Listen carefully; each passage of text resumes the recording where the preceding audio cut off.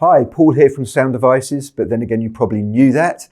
I'm here with some really exciting news today. We have released version 3.10 firmware for the 8 series, and this adds a really long list of features and improvements that I really think you should check out.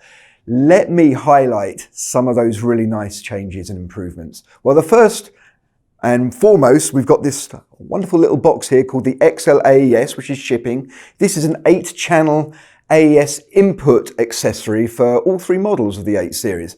And it basically comprises 4 balanced TA3s on the rear here, which give you your 8 channels of AES. And it's really super simple to mount on your 8 series. So you just take the top cover off the 8 series here, and you'll see a connector underneath. With the TA3s facing the rear of the unit, you simply mate these 2 connectors together and then bolt in a couple of screws which hold it really robustly to the unit. Now, this only takes like a matter of seconds to install or remove. So if you're running from one job to the next, one which needs it and one which doesn't, it's really easy to take off. So that's the XL AES. It's $195. That's supported with the new version 3.10 firmware.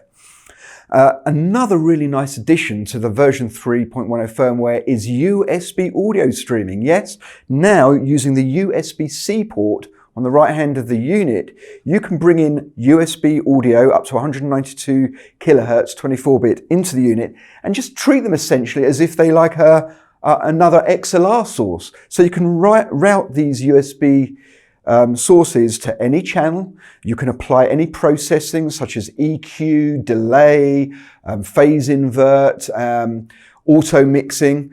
Imagine you're in a scenario where you have a remote contributor contributing over Skype or FaceTime or something like that. Yes, now you can bring them in and mix them or auto mix them along with all your other sources. Very powerful feature. Obviously USB out to a computer, and so really you can send back, for instance, to that remote contributor a mix minus feed so that they can hear what mix is going on without actually hearing the delay and latency of their own voice, which can be very off-putting.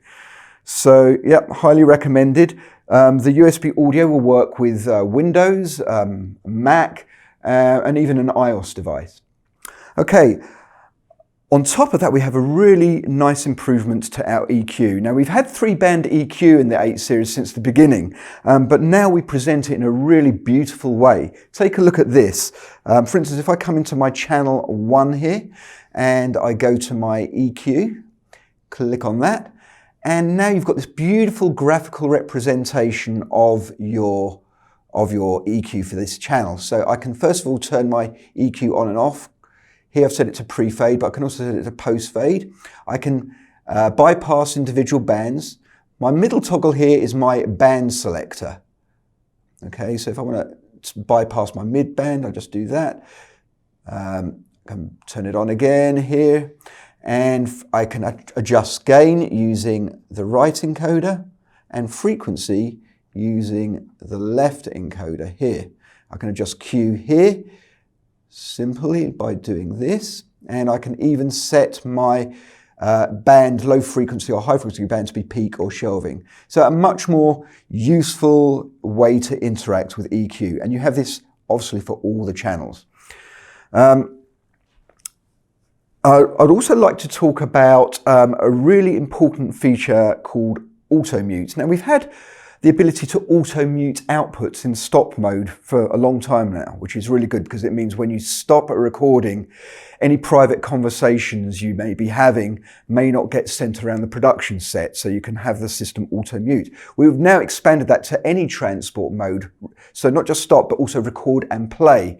So for instance, if at the end of a recording you want to check that take in your headphones, you can play back now and have whichever output muted so that feed doesn't go around set, which can sometimes be pretty off-putting to members on the set, crew members on the set. So to do that, again, you can bring up any output. Let's say, for instance, bring up the X5 output here, and at the bottom you can see record mute, stop mute, and play mute.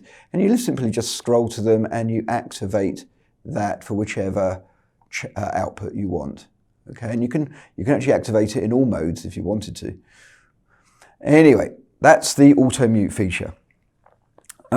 We've also made a lot of improvements to our sound reports. So from the SDR remote app, you can now send PDFs and CSVs separately or both, and you can choose to either zip them up or not zip them. You might want to not send them zipped up if you're sending to a smartphone which doesn't have a dzip app on there. You also now have much nicer layout sound reports in PDF format. So you can, for instance, the layout is such that any unpopulated field will not be included, so you've not got a lot of dead white space in your report.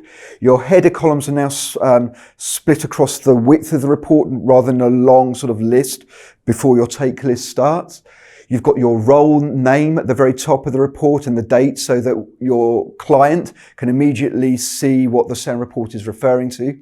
You've got auto-sizing columns in your take list, which really optimizes the space for the metadata that you're including. So check this out. It's a really nice improvement, and anything you can do to impress your clients with nice looking sound reports is always a good thing.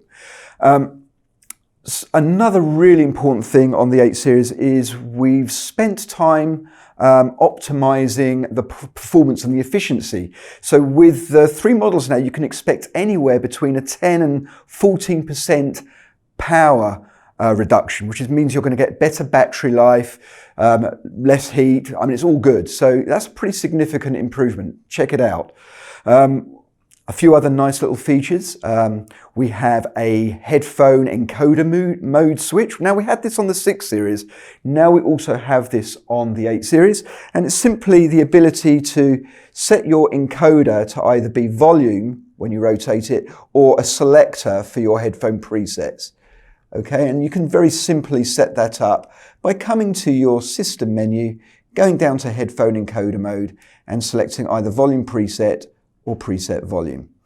So there's that feature. Another nice feature, actually we should have stayed in the system menu, is brightness, more brightness control here.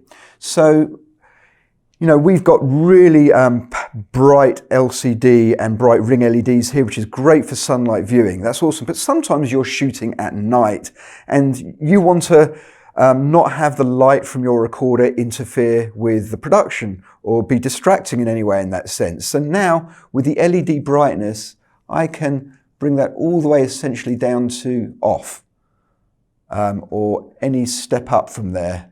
So you've got more control over that. Ideal for all types of production.